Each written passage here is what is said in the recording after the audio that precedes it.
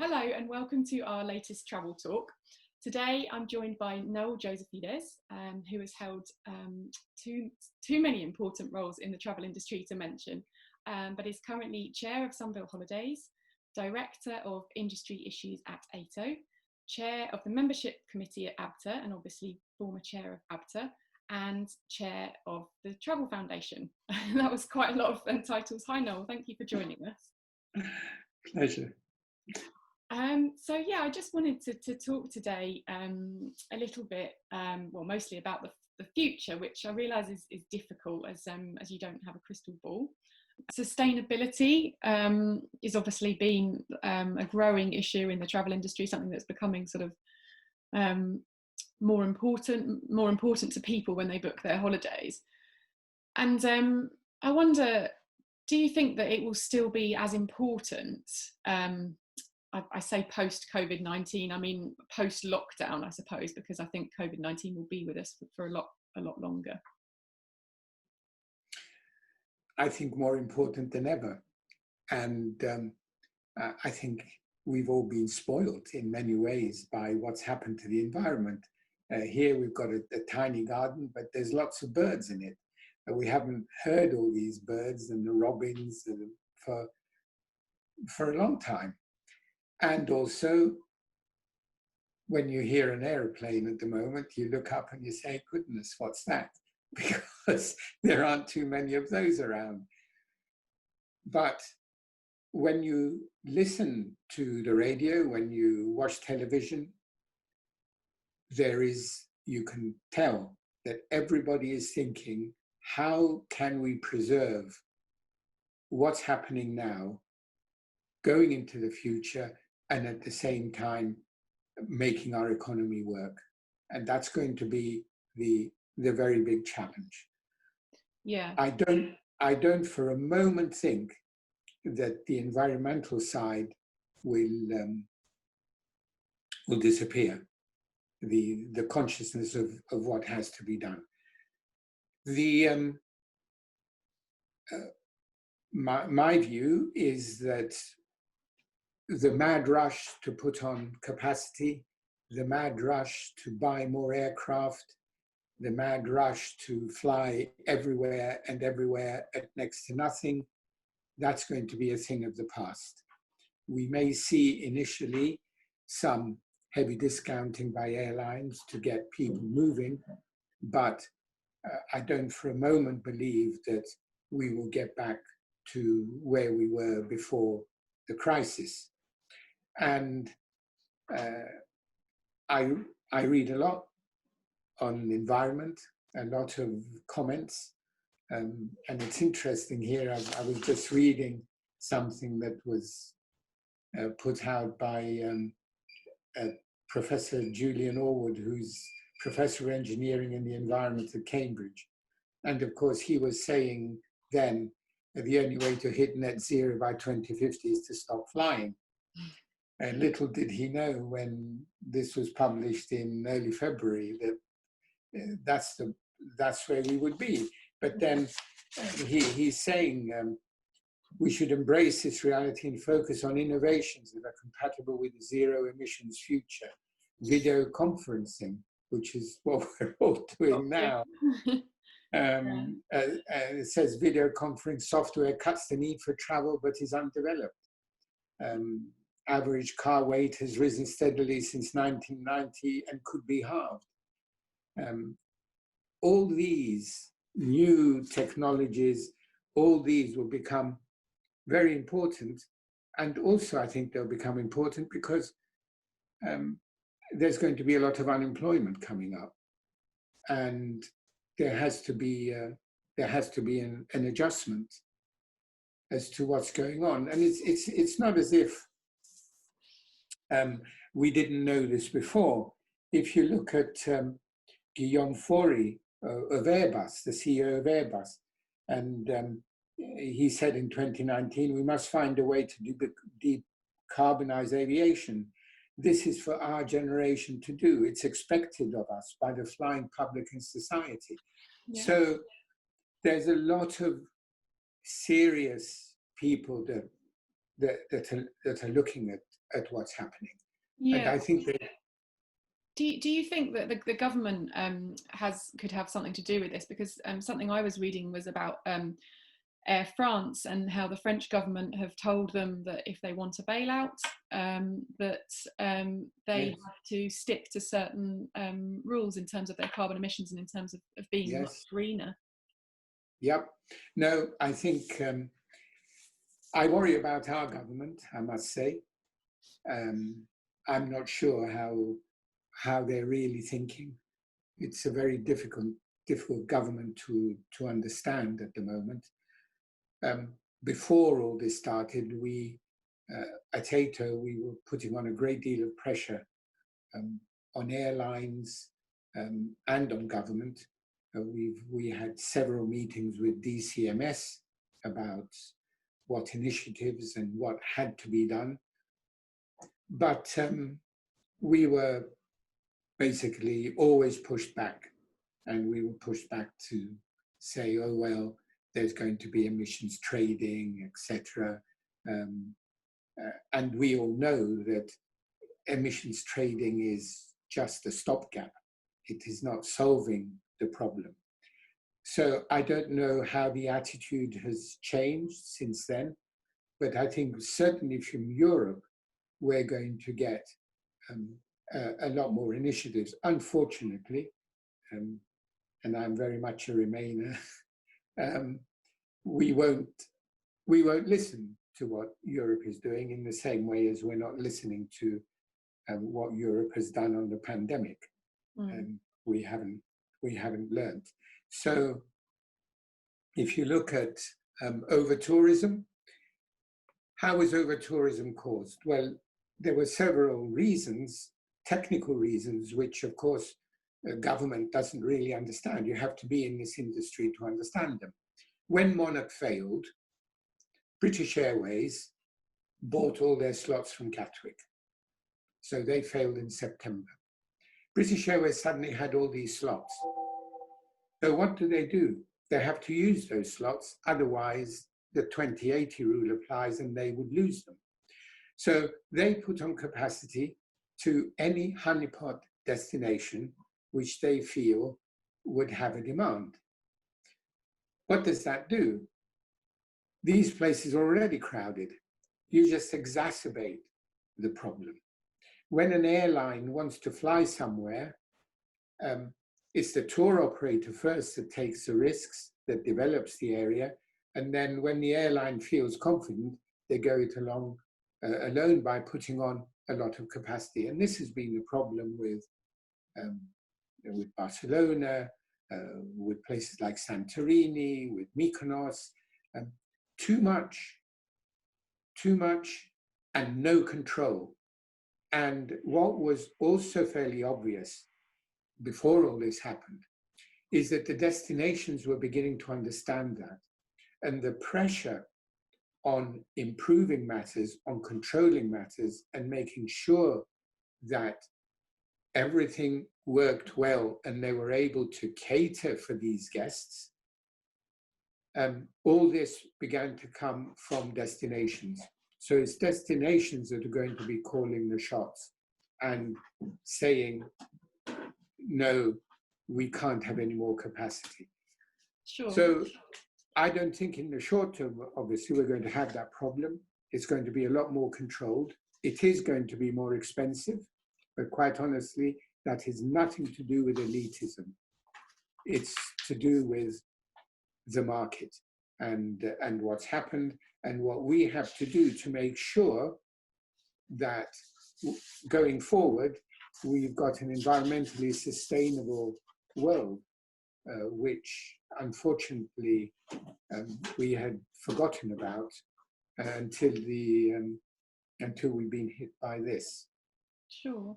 Well, yeah, one thing that I was quite interested in was it was actually AITO's Martin Sumner's, who was quoted in our April feature on sustainability, and he was actually advocating a 1 holiday a year policy as the best way to make travel more sustainable. And I wondered what you thought about that, because obviously it's I can see that, you know, how it works, but obviously it could be seen as quite controversial from a travel point of view, particularly when travel companies are trying to recover from from the pandemic? I think all of us have to be very realistic about what it's going to be like going forward. I don't for a moment think any of us are going to be the same size as we have been up to the end of 2019. And with this environment, and it's been around for many years, it's always been a case where the environmental lobby has said what we should be doing is having fewer but longer holidays. And I believe that that will come. I think the day trip for £25.50 to an Eastern European capital in order to have lunch and then fly back on the same day, or to spend 1 or 2 days, that sort of thing will disappear. And so it should. It's going to be something that has to be promoted by governments. And don't forget, 50% of the UK population doesn't fly. They don't fly anywhere. And most of the flying is done by 10 to 15% of people. So from the point of view of people who, let's say, don't have the money to globetrot everywhere at the drop of a hat, they anyway only take one holiday a year. So the main burden, the main inconvenience of less travel is not going to be on the, let's say, the poorer sections of society. It will be on us, the middle class. And we're the ones that have been used to going everywhere, to having conferences abroad, etc., etc. We're the ones that are going to be inconvenienced, not the people who have one holiday a year. So that isn't as inconvenient as people think. And we have to swallow hard and accept that if we have to make improvements, that's what we're going to have to be doing. And it certainly won't be a problem for people who can only afford one holiday a year, because they won't be restricted in any way.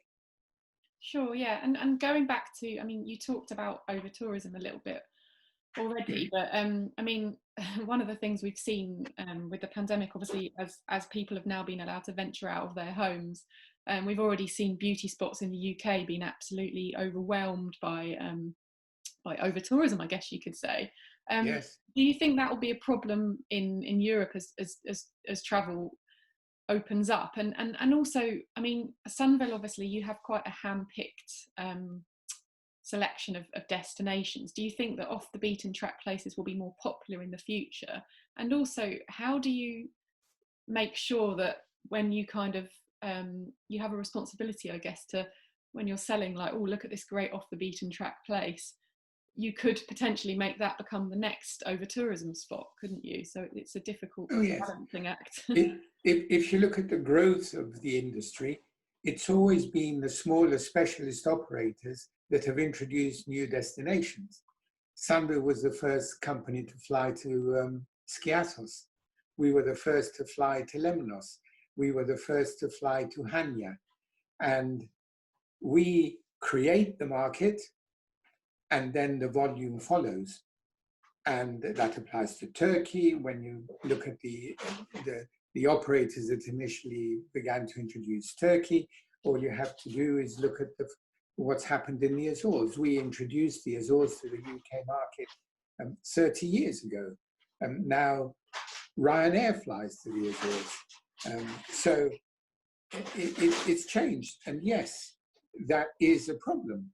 You begin by featuring somewhere new, and then the volume builds up. It's then up to the destination to look after themselves. That's very important. The destination has to turn around and say, sorry, no more. This is what we can cope with. And I think this morning, I only caught the end of it. Both Cornwall and Wales were saying much the same. Cornwall is now very worried about the numbers that are going to turn up. So it's going to be all about control. And I think the generations that will be running companies and airlines going forward are going to be people who are much more aware than, let's say, my generation. I mean, my generation, I got into this business by mistake, like most of us in those days did. The current generation that is coming into travel is far better educated than we ever were. And so I think we are not going to have the same difficulties. Everyone will be thinking very differently. Okay, so it's the destinations, yeah, much like, I suppose, I think it was was it Amsterdam tourism? Amsterdam, yes, Amsterdam, Barcelona as well. Yeah.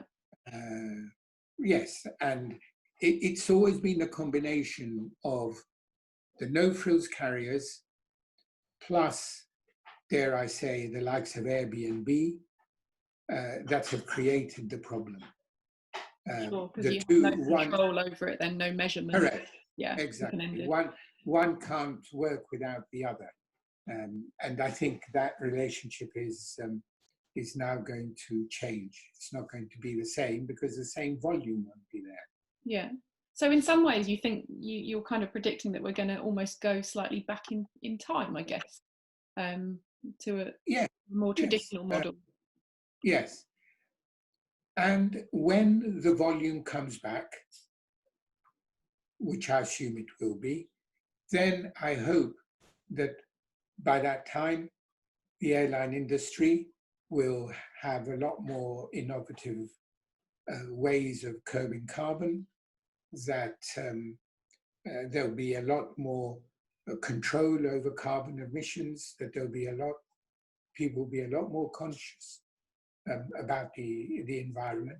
So these next 3 or 4 years, in many ways, no matter what happens to us individually, whether we as tour operators fail, whether we can't make it, these next 3 or 4 years are going to be a period where we're going to be given a breather to get our house in order and to begin to understand how we have to go forward. Okay, and for Sunvil, in terms of moving into new destinations, do you have any plans to open up in new destinations? Well, we're currently, no. We've got enough on our plates, and I think probably the kind of holidays that we're offering are slowly changing.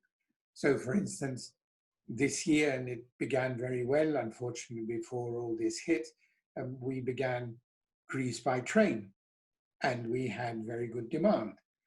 And we're looking at train travel everywhere to all our destinations. We're looking at combinations of Portugal, the Alentejo area, with Extremadura in Spain, to create holidays which are different. We've always been doing that to a certain extent, but we refine everything as we go forward. And also we have to have an affinity with the destinations. We're a specialist operator that likes to know a lot about a destination. We're not an operator that will feature 4- and 5-star hotels across the world. That's a different market. And we know our destinations well. In Greece, we can arrange things to 50-odd islands, some of them very complicated. But that's what we do. The same in Portugal and Spain. And those we develop. We're not at the moment looking at a new destination, and we certainly don't move into a new destination because we're suddenly told that it's popular or in fashion. we just keep steadily going our own way. Sure. So yeah, so changing the way you travel rather than where you travel. So, and does Yes. that mean that people will be able to travel? Do you envisage a time at some point when a Sunvil customer might be able to travel to Greece by train, to do the whole thing by train? Well, we're doing that.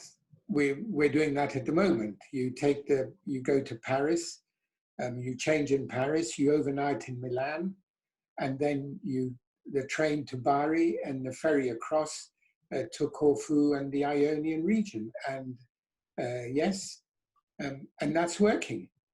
And and over a period of time, it will get slicker and slicker, and people can stop off. And in Paris, they can stop off in Milan if they want to. So that's yes, that will happen.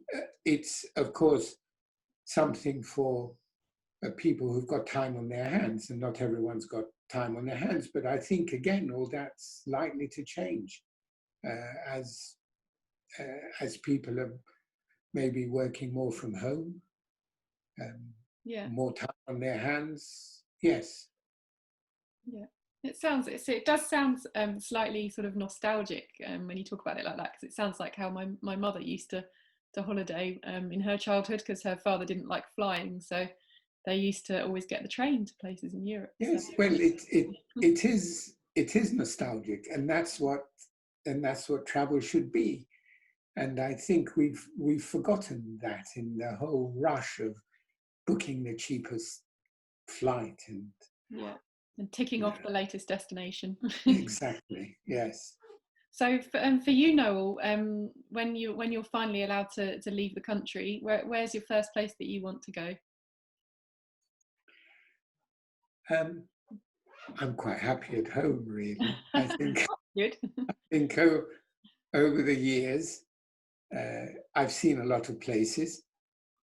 I'm very much European in the places I like to go. My favorite place in Greece is the Peloponnese.